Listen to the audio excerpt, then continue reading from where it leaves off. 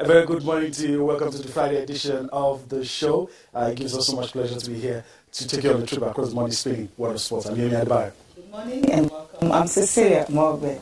Now let's get started with the Nigerian professional football league, but this weekend we will not have any games simply because of the holidays. And for LMC, they decided to shift all games to Wednesday.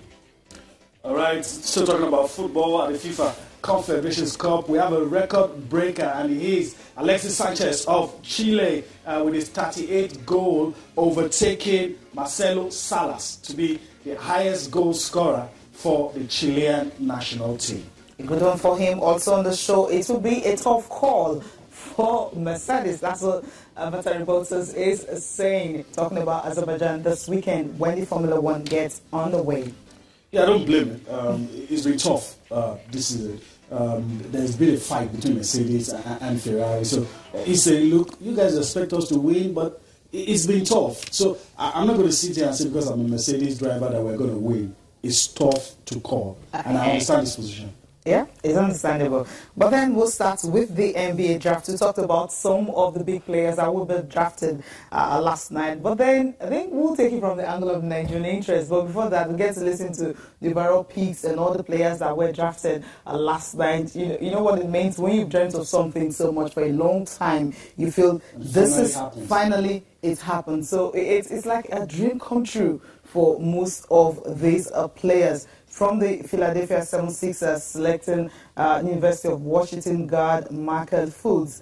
He was the overall first pick in the NBA draft on Thursday night. So, okay, now we'll start with this one now, talking about the ones that actually everyone wants to talk about. The 5 players of Nigerian descent that were drafted last night. We have Bam Adebayo, 14th overall pick, and he was drafted by the Miami Heat. Ogugwa, popularly known as OG, Toronto Raptors drafted him 23rd pick, and Wesley Iwundu, 33, was drafted by Orlando Magic, and Shemi Ojeleye from Boston Celtics, he drafted that one 37th overall pick, and Ike Aningbogus of Indiana Pacers, he was drafted by Indiana Pacers as their 47th pick. For this group of players, usually when you're in high school, you're playing the NBA, or you're playing basketball, but then you will not even think of, okay, where is it going to go? Will I get drafted? There's so many players who don't even get these opportunities. This is the ultimate. You understand? If you get listed in the draft, you know something big is going to happen. We have teams who are ready. And the way they do it in the NBA, they start from the list. Cleveland Cavaliers and Golden State Warriors were not allowed to participate in picking players. And it was good. We'll be monitoring these guys. You already know that's going to interest us on this side of the world when there are, basketballers of Nigerian descent, whether or not they'll play for Nigeria later on in their lives. That's something else. But we'll be monitoring these guys. And not just these guys, like Cecilia told you earlier, a lot of other guys are there, stars to watch out for. And that's why we're going to allow you see some of these guys. Just have your jotter, have your notebooks, write down those names because they will dominate in time to come.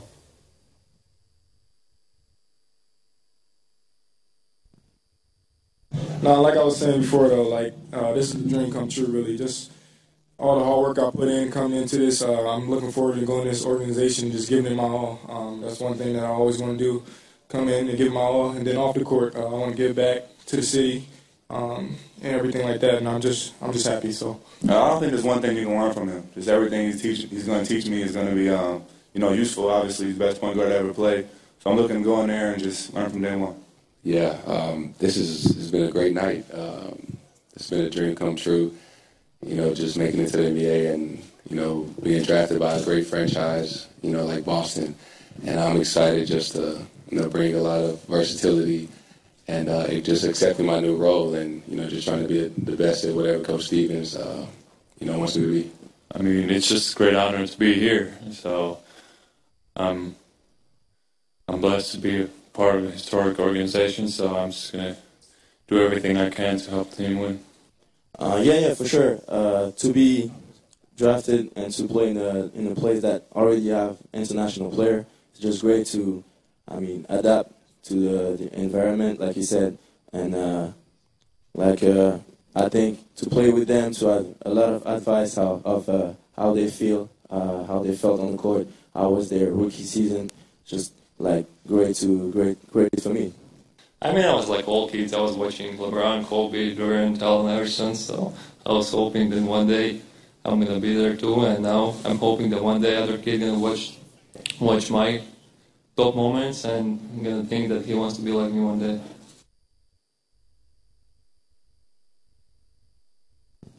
Well, some of the big players we talked about, they have been signed from the 1st to 8th overall pick, sharing their dreams there. Early were also allowed to pick.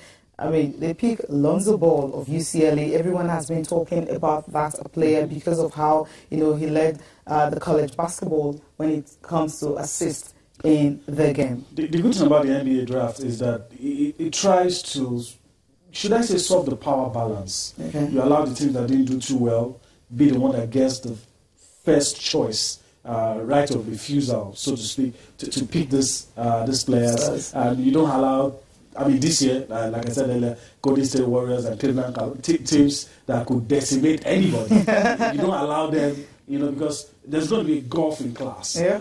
Even a lot of the NBA commentators are already saying it might take 2-3 years down the line before we see teams that will be able to beat the Golden State Warriors because of the star power.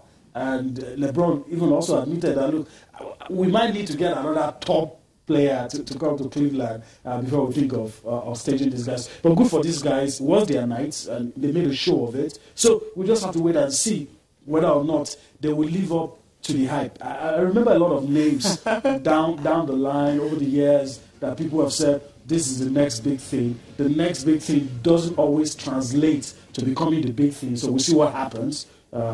But trust me, some of these names will rule. I remember, I think 1996, thereabout when I saw Kobe Bryant just burst onto the scene, and we saw him again in the NBA All-Stars in 97, the year when Jordan was exiting the scene. And we all said, yeah, this is the next big thing. And the years that followed showed that it was true. Yeah. So we're waiting to see any of these guys burst into the especially they're going to teams that are not, some of them are going to teams that are not that strong. So they may be able to not quickly... That strong, but teams that are not strong. I think it's only Boston Celtics that got... What you say? Yeah, and they may be able to quickly put their foot on the ground. A year or two, they become megastars. Okay, we wish them the best, and of course their dreams coming true finally.